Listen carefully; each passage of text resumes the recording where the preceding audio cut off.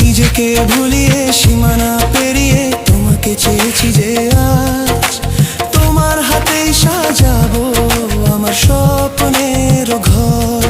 আমি তোমার প্রেমে পড়ে দুনিয়া ভুলে গেছি।